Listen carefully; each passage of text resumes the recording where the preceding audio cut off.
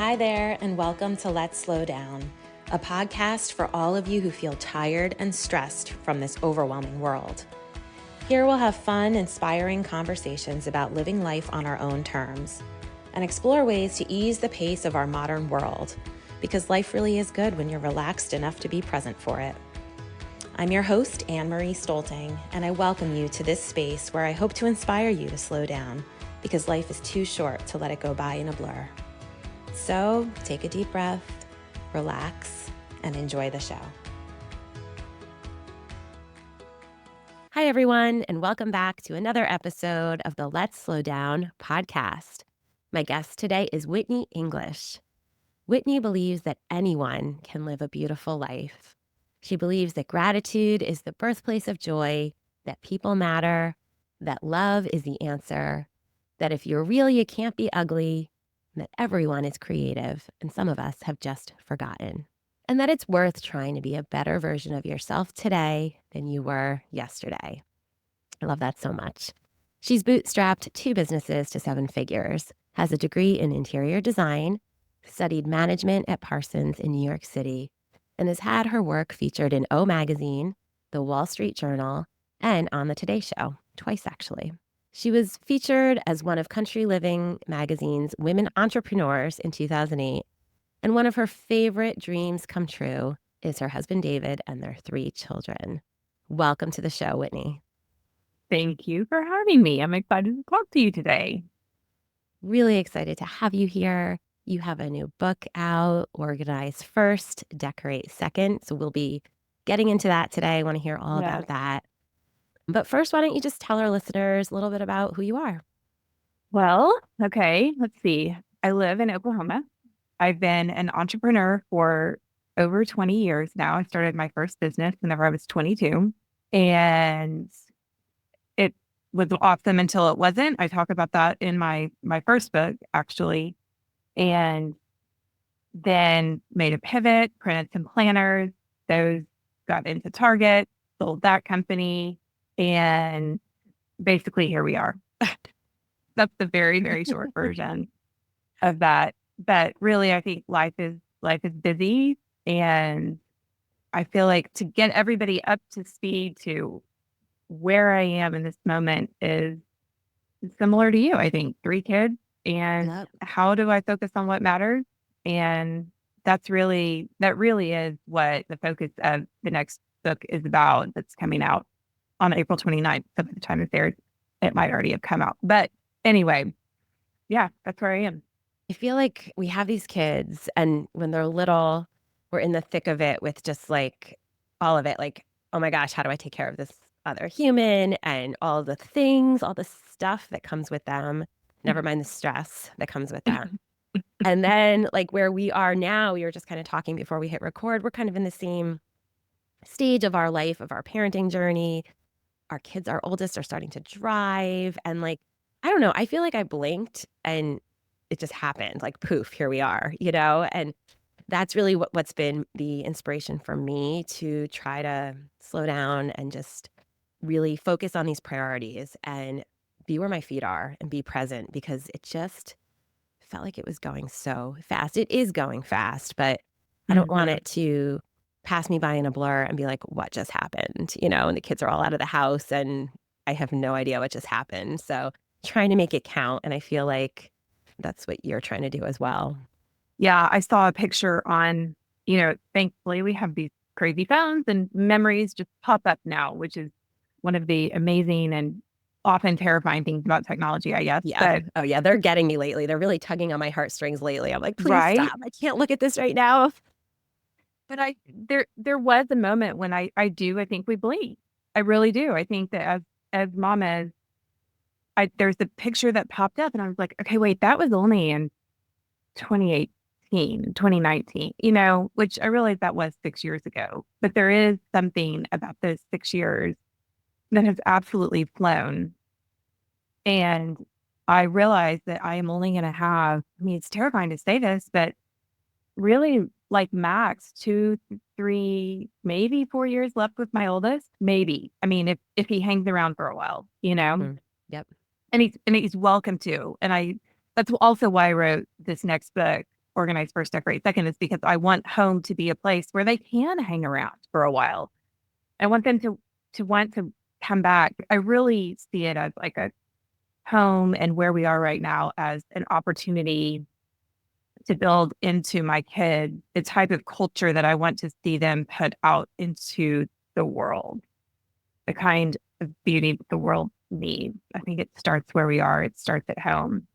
And so, yes, even though you also said when we were talking before you pressed record that you're more of a minimalist and I'm a bit of a maximalist, there, I, it's interesting because the thought that fired off in my head in response to that statement was that doesn't mean that we don't share a lot of the same values, Right. you know?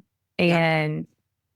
And I think that we need to culturally put the focus back on some of those values. I I think that's agree. important right now. Yep. When I was reading your book and, early on you mentioned that you love stuff and the things that you've curated and yard sales and all and vintage things and you called yourself a maximalist and I'm thinking like, interesting. Okay. And I'm going on and I'm reading about decluttering and all the other things that you mentioned. And really that was my takeaway is that at the heart of it, like we do have very similar values. We are after the same thing, coming at it from two different ways, but there's no right way. It's Hmm. really whatever, not never a one size fits all, which, I think most of us in our 40s Hmm. do know that at this point. But yeah, at the heart of it, we're trying to accomplish the same thing. And it's really all about the connection and the family and creating an environment that supports all that. And my oldest, actually, now that she is independent and driving, she just the other day, she went to the library after school for like an hour. She had a lot of stuff, a lot of homework she had to do. And she came home and she was like, I got more done in that hour. If I had come home first, you grab a snack, you do this, you do that. All of a sudden, that hour has passed you by. You've done nothing. Not that we need to be so productive, but she knew she had to get this whatever assignment done. She went there. It was the right environment for her that supported what she needed to do. She got it done before she was super tired and before, then it's dinner time. And I'm so glad she's grasping this lesson as a 17-year-old because I feel like that's something that took me a while to understand. Like our environment impacts us so much in a positive way and in a negative way. So when we're creating our homes, keeping that in mind, like what are we trying to support, and what are these values that we're trying to bring up and let our kids like it's a feeling, for our families and for the Hmm. people that we welcome into our home. So Hmm. but that's what I hope that we can really get into that today on how we can all do that in our own way, create Hmm. that kind of environment and that kind of feeling for our loved ones and for Hmm. ourselves, like what we're trying to accomplish and create in our own, personal worlds. So Hmm. your book, it gives a lot of nice tips and really breaks things down and makes you think about that. Like, well, what am I trying to create? Hopefully, I hope it makes people think about that. I shared some stories in the book because home is not always a relaxing place for everybody. I mean, some people grow up in horrifically traumatizing home settings. And one of the things I wanted to communicate in the book through these stories, and I hope it comes across, is that no matter where we came from, we all have this, especially if we have kids, we all have opportunity to create something new, to create something different, to create something that's the antithesis of what we don't want and what we don't, what didn't work. One thing when we were talking, this is a bit of a pivot in the conversation, but are you familiar with Joshua Becker? He's a minimalist. Yep. Yep. Yes, you're nodding. Okay. He's a friend of mine and great guy. Love him. Fabulous hair. He tells the story. If you've read any of his books, he tells the I story have. about, Yeah. yeah, about how he was cleaning out the garage one day, I think, and his kid said, "Will you play with me?" And he said, "I have to clean out the garage. I can't play with you." So, and I can't tell you how many days we have that we end up cleaning out the garage and think about Joshua Becker. And I'm like, is this the right thing to be doing? And I think that my take on that minimalism, my perspective on that is it's still an opportunity for me to spend time with my kids. And one thing that my parents did get right was we worked all the time. I talk about it in the book. Like it was almost miserable. And the working wasn't what, getting up on Saturday mornings and doing yard work, which we did in this house last week, by the way. And that wasn't the tension point in my upbringing. It was the fact that that opportunity to do work together was not used to nurture the heart and the soul. I mean, we all lose our tempers at times. We have frustrating moments. We snap at those that we are most familiar with and closest to, but it's how we choose to respond to, I frankly, I think it's the conviction. Like, so you snapped and then you feel bad about it later. That's called conviction. And that means that you're supposed to go to that person and reconcile in that moment. And I talk about this in the book too. I tell a story, and this has happened between my daughter and I several times now, and I'll just explode because the room, I mean, even after I submitted the manuscript, there was one day when I was just throwing piles of dirty clothes off the stair landing. I'm not going to lie about that. And my husband was like, "You're creating trauma." I just thought to myself, I will fix it in a little bit. But I did. I went to my daughter after that happened, and I said, "I'm sorry I yelled at you. I did not respond the right way, but we cannot keep doing this. There's a tension here, and we both need to recognize that." And just another analogy that I've used lately to talk to my kids about this is the idea of a tug of war. Like, we're both standing here with the end of the rope. My end of the rope is I need your space to be not unhealthily dirty. You know, it was nearing that. It wasn't there. It was nearing that. I need it to be. You have to live in sanitary conditions, child, and that's the end of the rope I'm holding, and the end of the rope she's holding is creative. I want to paint on my carpet and leave bits of tape everywhere. What is it with children and tape? I don't. I have one. I And have one of these as well. Exactly. right, My beads. house. I mean, We like to bring the outside in. There's a lot of that. Yep. there's a lot of that. A lot of little leaves and Mm-hmm. push pins in walls. There's just a lot of and they're just trying to make their own. Right. They're exploring who they are. They're trying to figure out how to express themselves. But I went to her after I blew up and said, "We're both holding the ends to this rope. The tension is not a bad thing. It's not something to be avoided, but we both have to realize that I'm trying to get you to learn how to clean so that you can live a sustainable lifestyle at some point in time on your own. And you're trying to figure out who you are. And as long as we can recognize that tension's there, then maybe we can just sit with that." And that way, but I also realized, like, a conviction I had was that if I just keep yelling at her about this, I'm not solving any. I'm creating. That's creating. That's repeating the trauma next Mm-hmm. time. And so I said, "I am so sorry I yelled. That was not the right response. But now there's this tension and we have to figure that out. I'll change, but and I want to give my kids that example too, of that I'm a person who can admit what I did wrong, accept responsibility for my actions, and change and grow and become better for it. And sometimes I pray that's the right way to do it, but that's where I am. That's a Yeah. lot about minimalism and values. And Yeah, but I can relate to it and it is hard. And I've had to be careful as well because me and my one daughter we're wired really differently. And she is like a super creative. And I mean, the things she creates is unreal from a very young age, getting dragged to her older siblings, like sporting events and things. Like she would collect she's like a little fairy. She would collect like pine cones and sticks and rocks, and all of a sudden there'd be this like mandala on the sidewalk, and people are walking by. Can I take a picture of that? I mean, the thing was beautiful. It was a work of art. She did this all during like 7 innings of a softball game. And that's how her mind works. And I don't want to squash that. But there also is like when I found a backpack full of old dried leaves that had been there for 2 months and it was disgusting and they were everywhere. When I found that in her bedroom, I'm like, this is not okay. Or like old granola bars and stuff. I'm like, we are going yeah, to get mice in here. And I did here, and I've never done this, but little parenting hack. I've considered doing it for this child, but she's gotten much better to buy black rice, put it on their floor, oh, I've and heard say you that. have a mice problem. So just for anyone listening, if you're really struggling with this, I've kept it, I've tucked that one away and thought I may need to use that at some point. because it'll look like you have Right. a mouse. So, but I've struggled with exactly what you're saying too. And I'm not trying to force like my ways exactly what works for me on her. We're very different people, so I don't think that that would ever work. And again, like you said, it's going to do is cause more tension and she's going to be resentful. It's the room's going to get worse because they're just going to, Mm-hmm. fire back at us, You're whatever. right. Right. Yeah.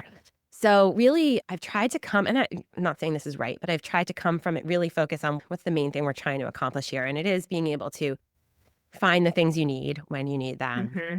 Keep Mm-hmm. keep a certain level of just basic cleanliness and hygiene. It doesn't have to be like you don't need to be able to eat off the floor, but we need to have a certain level of what's clean. I do not want bugs or rodents in my house if we can avoid it. Mm-hmm. So Mm-hmm. like there's that. And at the end of the day, it is our job as their parents to teach them these skills and help them hone them so that when they go out as adults, they can have a clean Right. home to a certain level. It's So, called stewardship. Yeah. yeah. And I feel like some days are better than others, but it is starting to sink in where, she's not keeping everything in there anymore. She's kind of focusing on what are the things that mean the most to her? What is she using now? And okay, those are the things we're going to keep in your room and paring down the wardrobe so that there's just not clothes everywhere that don't fit in the drawers and there's no more hanger space. And slowly, and I wrote a blog post about it because one day she actually cleaned her room. This was like at least a year ago. So she was pretty little.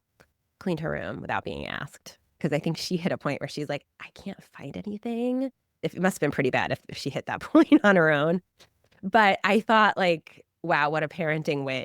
Maybe this stuff Mm-hmm. is starting to get through to her. And I think I'm trying to go more from a perspective of leading by example and just trying to show, okay, well, this is how I'm doing things and how it's working for me. And when something is really like organized and pared down, like, oh, look how much easier it is to find this. And everybody, all my kids, even my husband, like they all recognize that, oh yeah, this does make life easier. So I think Mm-hmm. that's the goal. Like, how can we just make everything easier? I've read like Susie Moore's book, Let It Be Easy. How can we let this be Mm-hmm. easier? How can we just make everything we're doing easier so that we're not wasting our Saturday with some of these things when we could be spending it together or spending it doing something more fun? It doesn't mean that we're never going to have to clean the garage. That's on my list too. As for the spring, we need to go through our garage. There's stuff from 5, 6 years ago that the kids don't use anymore, and I do want them to be a part of that because I don't want to throw their stuff away without their permission. If there's a chance they're still going to use it, or if it means a Right. lot to them, okay, I respect that. But if it's been literally sitting in a bin for 5 years and Right. nobody owned it, we need to get rid of that. We need to make space for like what we're doing now. So It's a tension. And I've been using the word tension instead of balance lately because I feel like that expresses the the pain a little bit more, that the emotion of all we're trying to do is find our balance when there's yep, tension. But in calling out the word tension, I think I'm also identifying, I'm saying this isn't necessarily, life isn't necessarily easy, kids. yep, Like we, I love the idea. I call it smart lazy. There's also the lazy genius yes, who I love her podcast too. But even before lazy genius, I was calling it smart lazy. Like, smart lazy is easy. And there's nothing wrong or shameful about wanting the easy road out. But at the same time, part of the tension in that is, and back to the stewardship thing, it's like, okay, but part of stewardship is letting go of things the right way. And we can't just accumulate without also learning how to say goodbye to these things. And that's one thing that the life-changing magic of tidying up, Marie Kondo, I talk about that a little bit in my book too. That really changed that for me. The idea of, and we all made a big joke out of it, but it doesn't spark joy. But it also, reading that book taught me that the one thing I can teach my kids is it's okay to look at a thing and say, thing, you have served your purpose. Thank you. Goodbye. And then we put it in the trash can. And that incorporates the idea of gratitude.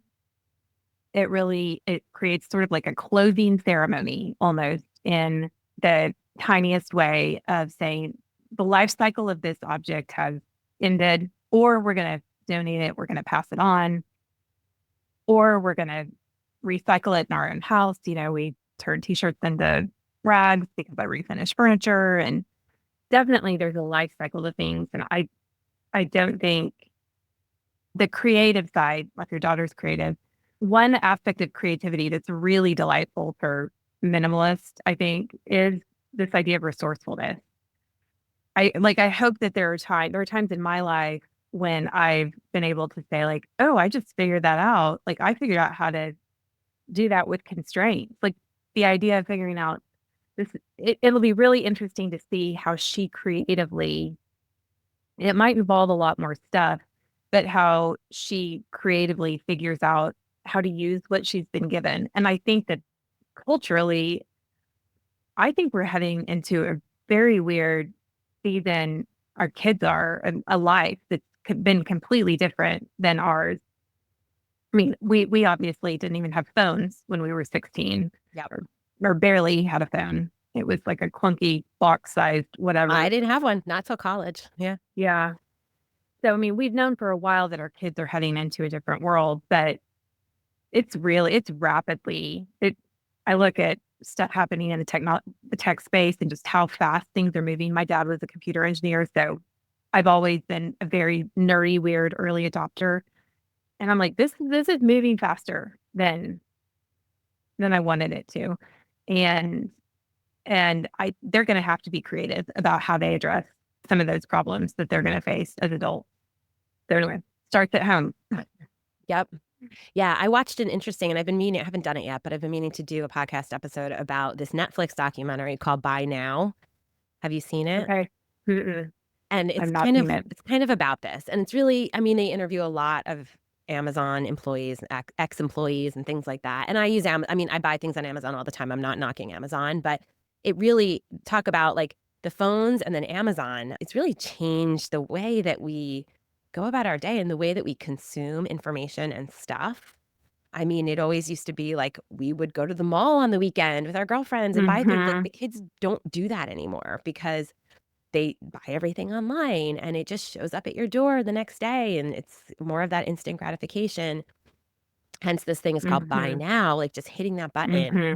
And it was really interesting. And I watched it alone, and I'm planning to watch it again with my family because it goes over, well, what is happening after you hit that button? And Mm-hmm. after that item, like you said, like things are changing. We're all so used to just, oh, I need this. I'm going to buy it right this second. And then I have it. And Mm-hmm. maybe you could have borrowed it from a neighbor. Maybe you only need it one time. Maybe you don't need it at all. I really Mm-hmm. try to like wait at least 24 hours before I actually make Mm-hmm. that type of a purchase, unless it's something I know I use regularly. I'm out of it and that's how I buy it. Okay. But these other things that pop in my head, like, oh, I could use this, you know, maybe I need to give it a minute or a day and really be thoughtful about it before I actually buy it. And a lot of things now are also made poorly. Like they're just not made to Mm-hmm. last.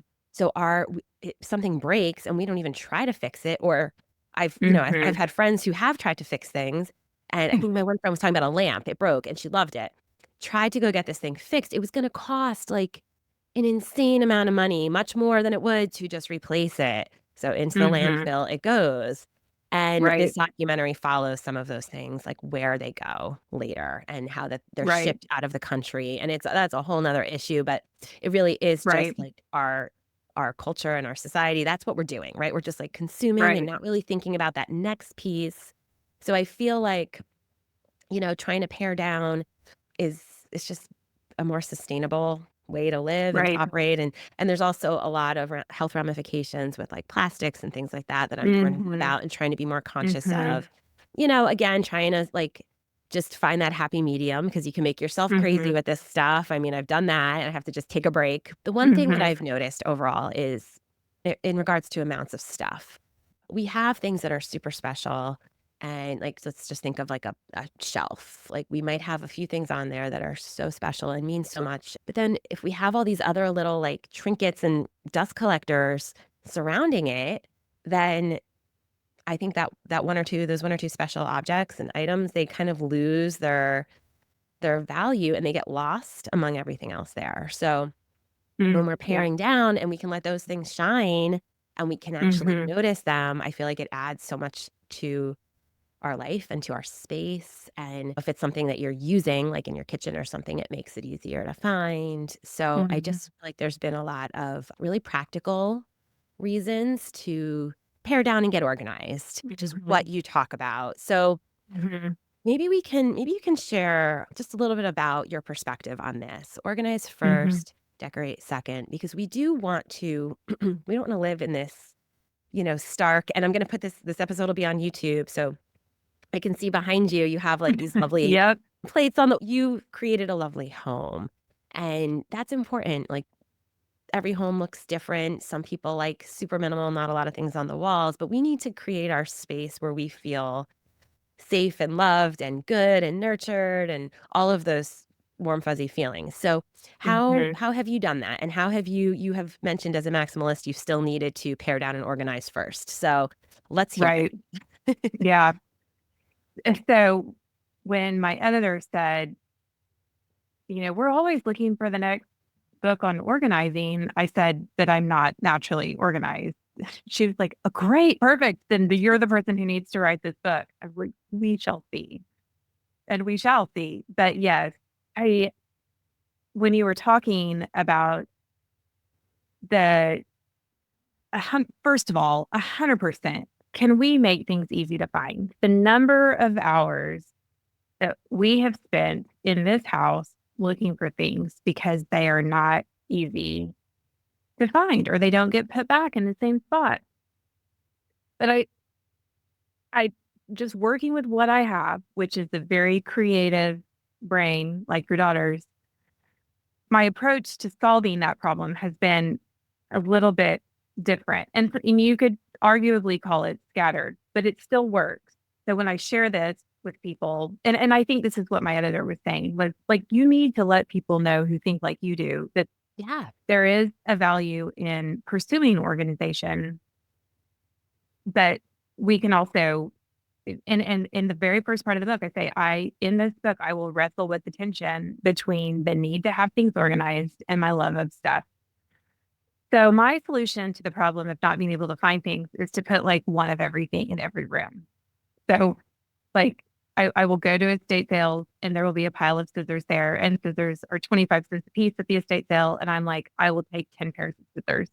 And I come home and because I know they're going to end up in my daughter's room next to the tape. And so I know where to go find them when I can't find the scissors. That is a thing. They're little squirrels, little magpies, you're right. But I'll just go around and start opening drawers and be like, pair of scissors, pair of scissors. I normally do the same thing with chapstick. Right before we started recording, I said I need to go get a chapstick, and I checked the corner drawer, the There you junk go. drawer, essentially. But normally there's a chapstick in a junk drawer. Same thing with pens. Same thing with I make sure there's a box of Kleenex or tissues in every room. So I try to put a notepad and a jar of pens in every room because you're going to be someplace and you're going to need something. And yes, you can know where to find it, or you can be like, oh, it's right here. Like in this room, this is where these little things that I use frequently are. So I talk a little bit about that in the book, but it's an interesting hack I think like this Yeah, it idea. sounds very useful, and it sounds like it absolutely works for you, and I think for a lot of Right. families, that is useful. Right. We live on 2 acres and our house is very long. I mean, I should count my steps one of these days. And it's not always convenient. You can't even hear if one person's at one end of the house and the other person's at the other. You can't even yell. Like you have to actually, and if someone is on the property, you have to go find them. So, so we also are very spread out. And I think that there has been a different element of function to that. You also mentioned plastic, which I think is interesting. Not only am I anti-plastics because they're bad for the environment, and when I say anti-plastic, there's plenty of plastic in this house. I, I, Same. I am I'm not just learning that, like, we need to do less. right. I am not fighting. I do not have the energy and stamina right now to fight Yeah, the plastic yeah. battle, unfortunately. But things we had a photographer here who was doing a photo shoot at one point in time, and she said, how is your kitchen just so photographable? And I said, it's because there's no plastic. And there isn't. I mean, we have on the counter, there is a canister of plastic spatulas, but every other utensil is wood. I buy them in estate sales or metal. I I find old things like, you know, wooden boxes at the thrift store. And you can buy these things like Hobby Lobby or Home Goods. Like these things are out there if you want to pay full price for them. One of the podcasts that's going to interview me is called Soulful Home. And she asked for some photos of my home. That's what it was. And so I was kind of trying to figure out what to send, what to look for, because my home is not picture perfect by any stretch of the imagination, but it is unique and it's interesting. And the idea, so I learned a little bit about her concept, and the idea behind slow style home is we're going to make sure things functional, but we're not just going to go to a big box store and buy everything.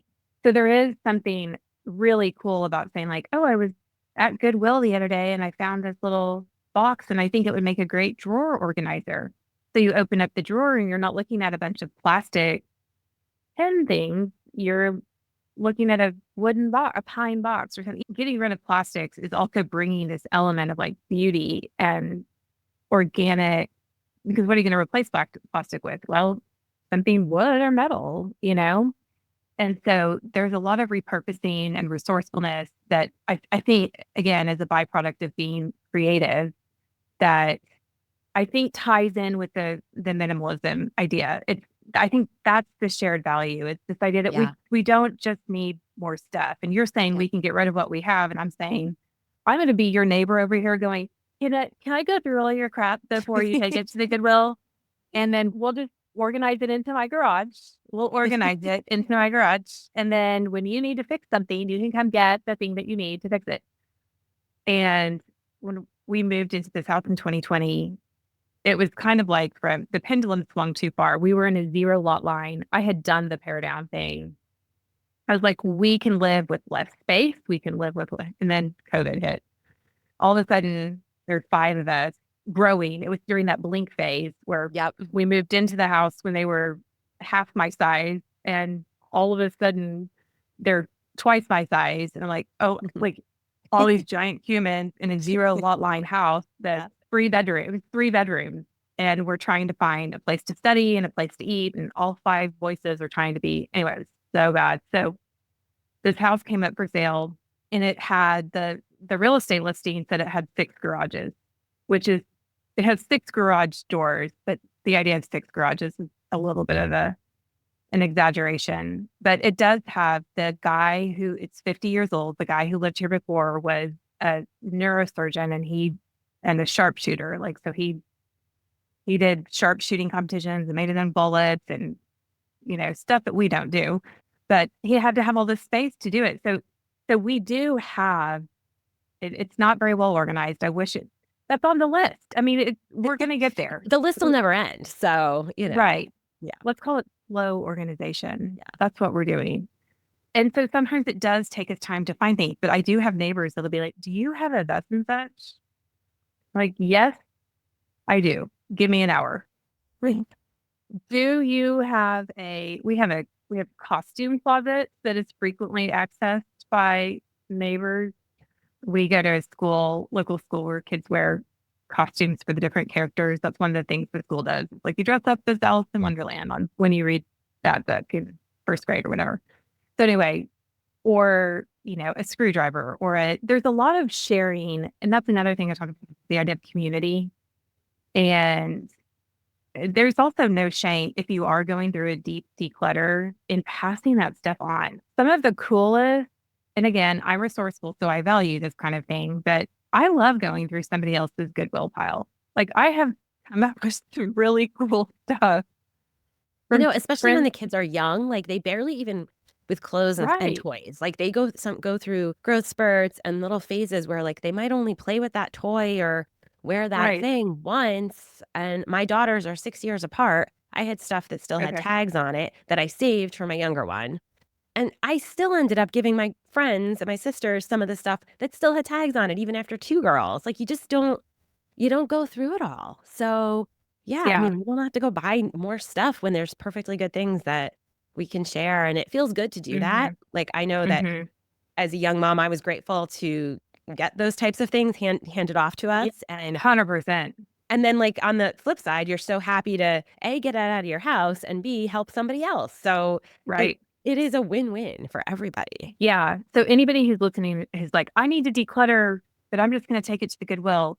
Like, ask the friend you're having coffee with Yeah. today if she, like, my best friend that lives next door to me is a pediatrician. And she's like, I don't think anybody's going to want it. I'm like, honey, not everybody has a pediatrician's salary. Like, trust me, the worst thing they're going to say is, no, I don't want your job. There's nothing wrong with And I that. always give people an out, like, hey, I'm not offended at all, That's but true. before I get rid of this, do you any chance you want this or know someone that does? And Yeah.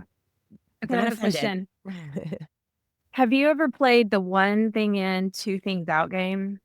No, I feel like I've dabbled in that, but not really. I know some people are really hardcore, like I'm not doing hardcore. that. I just think it's an interesting exercise. This idea of if I come in from Target with my shopping bag, food doesn't count, but all the stuff that goes into the closet, the sports bra, the extra pair of leggings, like whatever it is, one thing in, two things out. If you're dealing with a surplus of anything, if you have not pared down in a while, Yep. that would be a good time Yeah. to practice As that. you're replacing Another things. Yeah.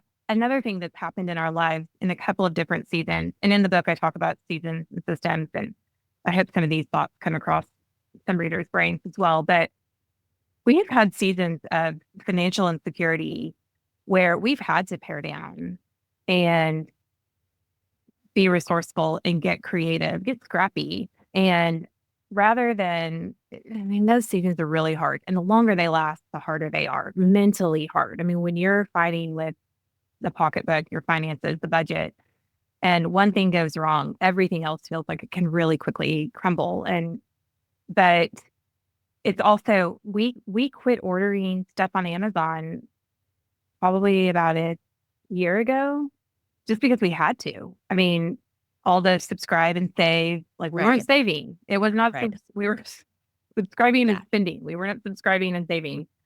And I actually thought this the other day. I'm like, we don't order stuff. I mean, it used to be we had an Amazon box a day on the porch. We don't Yeah. anymore. We might have an Amazon box a week, maybe. And I feel really good about that. That was almost accidental. It wasn't intentional. We didn't set out to do it. But just okay, so we can live without Amazon. Hmm.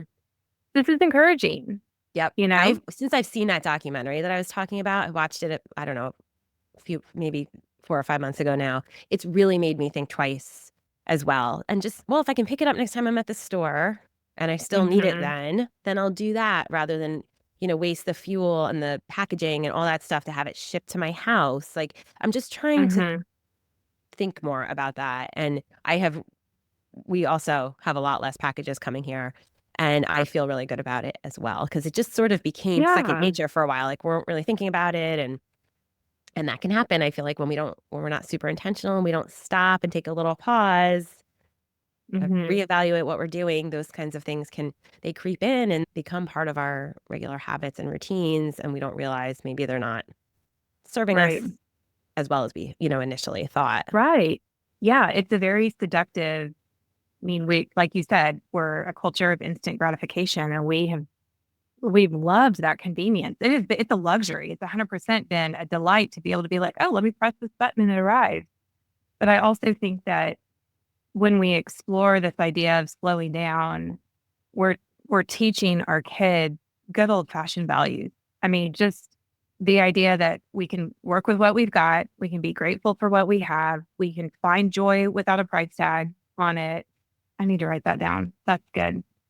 Joy doesn't come with a price tag. No, Um, the best things you can't put a price tag on. I feel like as I've really pared down my life in a lot of ways, my calendar, my mhm, closets, my habits, my spending habits, all of those things, I've noticed that the things mhm, that mean the most to me that I value, that I want to include more of, like, yes, I'm having less of a lot of things because I want more of other things.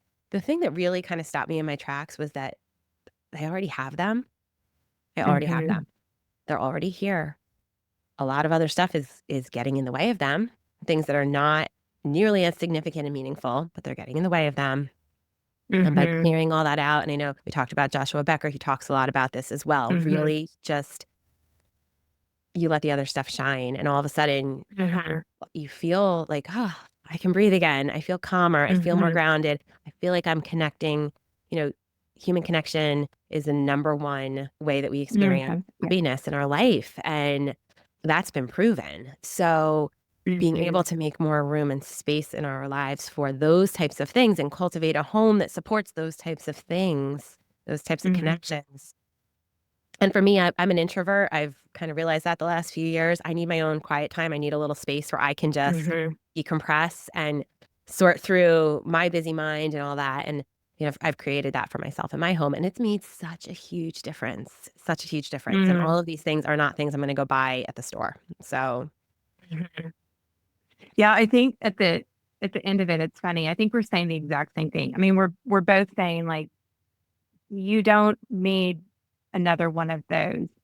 I think the whole decorate second idea where I come in is make sure that the one you have is quality.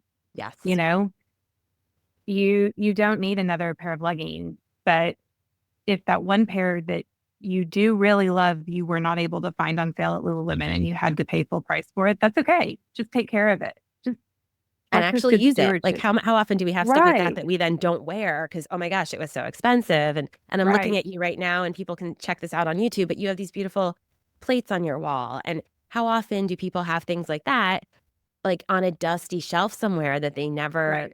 see or use? So, you're using your things, you're Right. displaying them, they're giving you a lot of joy. That's a perfect thing to have in your home. That's the stuff we Right. wanna hang on to and just display Right. them. I just feel like we have too many things, just too many things are too many things, and then Right.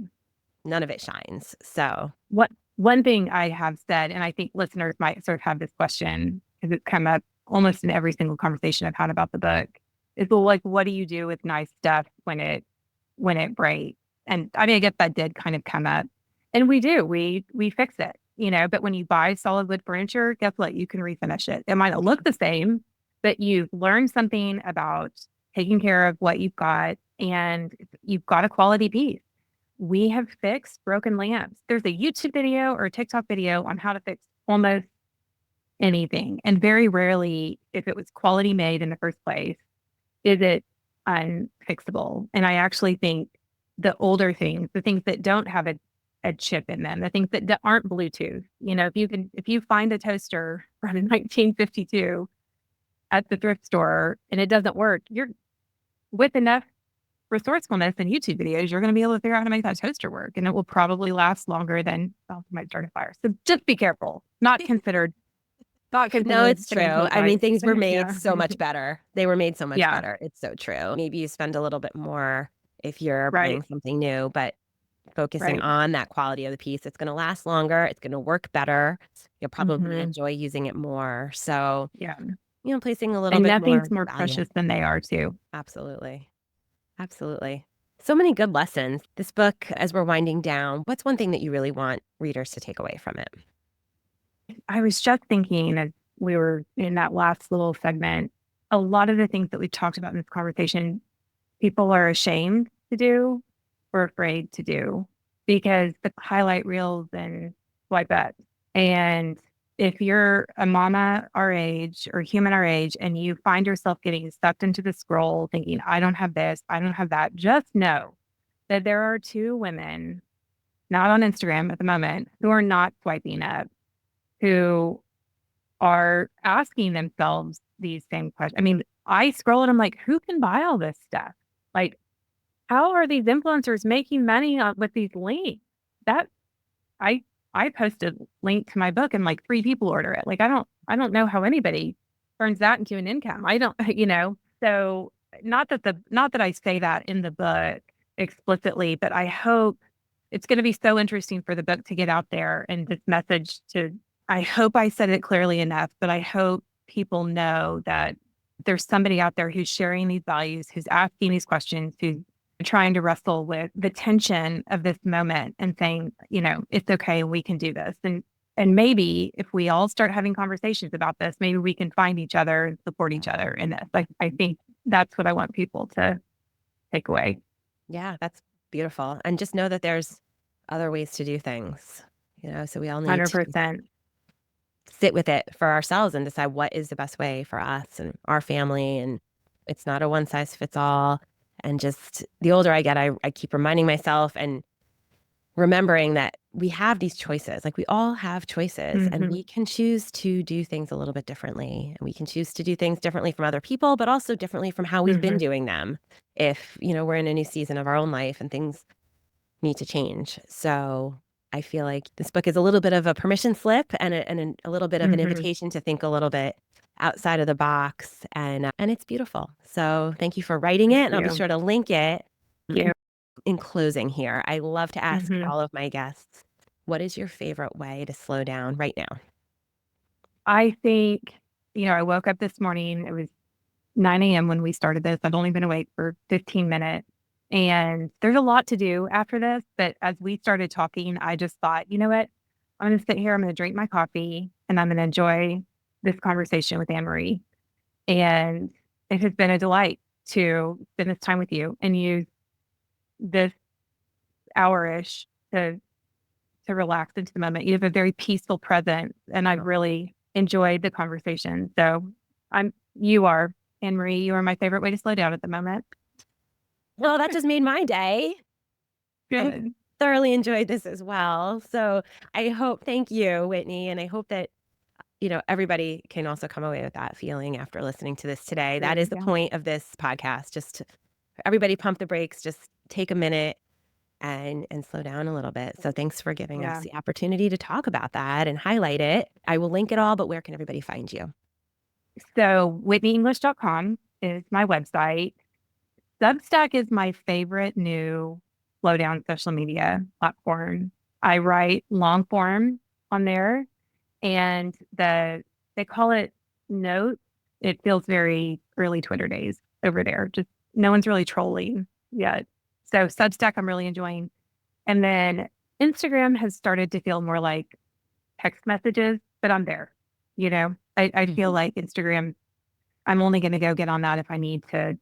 I know how to find people, I know how to find other authors who are writing books and like, we got to connect on or podcasts, this is where to go. Sure. But it started to feel a little bit less meaningful because of all that. So Substack is my latest favorite thing. All right. And then this episode will be dropping in May. So I believe it's my daughter's birthday. I'll remember your book is dropping officially April 29th, right? Yes. Yes, it is. We're excited about that. And it's wherever you can buy it, wherever books are sold, and it's paperback. So buy 2 copies and have a book club, or send me a message on Instagram if you want to have a conversation about it. I will send you probably a video back.